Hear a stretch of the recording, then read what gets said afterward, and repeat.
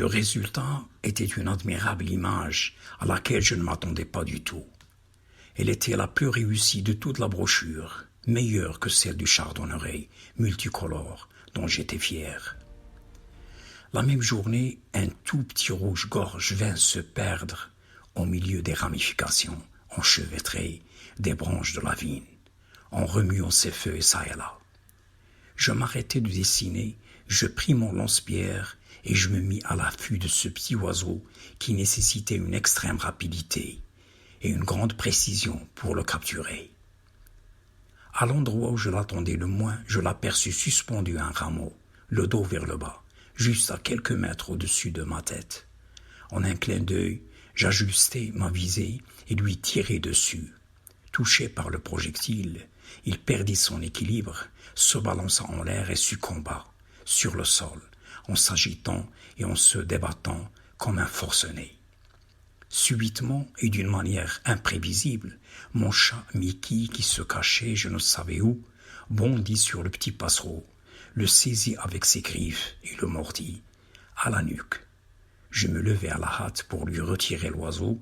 Il esquiva agilement un mouvement de ma main, sauta sur le doigt du hammam et disparut sur la terrasse de la maison. J'étais vexé par le comportement naturel de mon chat, le jugeant de subversif.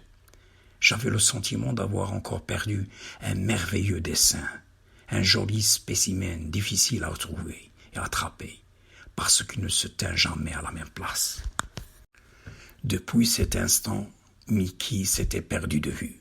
Jusqu'au jour où, en revenant du collège, ma mère m'annonça une horrible nouvelle à propos d'une tête et des pattes d'un chiot qu'elle avait trouvé sous le cédéri, en nettoyant l'une des chambres de notre maison.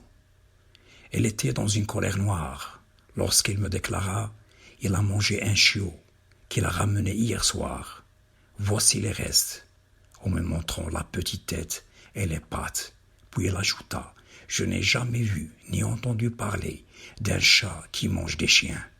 S'il revient, je le chasserai à coups de bâton. » J'étais sous le choc, mais le lien affectif qui me rattachait à lui me poussait à dire « C'est normal, un chat est un animal carnivore. S'il ne trouve pas de viande chez son maître, il ira le chercher ailleurs, et qu'importe pour lui son origine. » Je ne savais pas qu'il était déjà redevenu sauvage, un chat arrêt.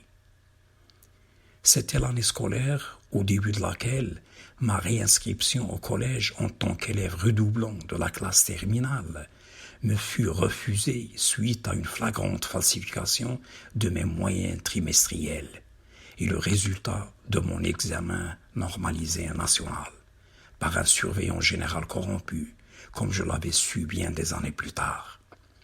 Sous prétexte que mon obtention du certificat d'études secondaires, un examen facultatif à l'époque, ne me permettait pas de redoubler ma classe, d'être admis dans la classe supérieure, d'un lycée à Marrakech ou à Safi. Il y avait un quota sur les bourses et il fallait à ce surveillant irresponsable supprimer mon nom de la liste des élèves admis, donc boursier, et le remplacer par celui d'un autre élève dont les parents lui avaient graissé la patte. Et je n'étais pas la seule victime de cette injustice. J'avais profité de ce repos inopiné pour compléter mon album en dessinant des petits animaux à ma portée. Et combien j'étais surpris par le nombre de ces petites bêtes qui vivaient en notre compagnie. La plupart d'entre elles, trop petites, ma loupe ne me permettait pas de les distinguer afin de les illustrer. J'avais quand même dessiné un gecko, une blatte, un cloporte et je ne me souviens plus quelle autre bestiole. Les résultats n'étaient pas toujours encourageants. Le seul travail réussi à mon sens était celui d'une montre religieuse toute verte, camouflée en brindilles au milieu de quelques feuilles de vigne. Une illustration exécutée totalement à l'aide de 2 crayons de couleur, vert clair et vert foncé. J'avais découvert dans ce travail comme une lumière qui éclairait un autre territoire pictural d'une autre dimension. J'avais ressenti que les tonalités d'une seule couleur pouvaient m'offrir des ressources inépuisables de création artistique avec 2 couleurs, j'aurais été déjà désorienté et déconcerté. Il ne me restait qu'une seule page, vierge, et un nombre remarquable de spécimens non représentés dans mon album. J'étais fatigué et malheureux, après avoir perdu l'espoir de reprendre ma scolarité. Un jour, avant le coucher du soleil, notre voisin, un vieux à la retraite, réputé comme bon tireur, au fusil de chasse, m'avertit qu'il allait tuer sur un chat qui lui volait ses lapins. Rentre à la maison et dis à ta mère de ne pas avoir peur. C'est longtemps une forte détonation, me disait-il. J'obéissais sans rechigner. J'avais la bouche sèche. Je sentais mon cœur battre très fort. Je savais qu'il s'agissait de mon chat Mickey. Une demi-heure plus tard, il faisait déjà noir. Puis l'écho d'une effrayante décharge de plomb résonna sur le toit et d'entre les murs de la maison. J'étais paralysé d'amertume et de frayeur. J'entendis les enfants crier dans la rue. Je sortis pour découvrir un groupe de garnements qui encerclait le corps svelte, allongé de Mickey.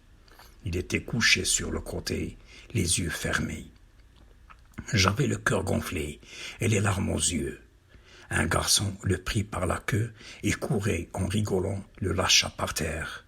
D'autres lui montaient dessus, le piétinaient. Fou de rage, je distribuais des gifles et des coups de pied à droite et à gauche afin d'obliger les mioches à se disperser. Je le pris dans mes bras comme un enfant tué et je me dirigeai hors du village, loin de l'aire de battage, et l'enterrai. Je n'avais pas dormi la nuit. Je n'entendais que son miaulement aigu, répété, de chatons abandonnés confondu avec le bruit de l'averse orageuse, au milieu d'une nuit d'hiver, lorsque j'avais quitté mon lit pour lui porter secours. Il n'était qu'une petite boule de poil, mouillée et chaude, tremblotant de froid et de faim. Je l'avais caché dans mon lit.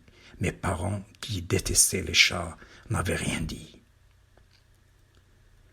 Le matin, malgré l'insomnie, le deuil et le stress, j'avais décidé de compléter mon album par le portrait de mon chat Mickey, animal domestique devenu sauvage et libre, un vrai spécimen de la faune animale locale, en tant que félin, souple et gracieux, qui méritait d'appartenir à ma collection.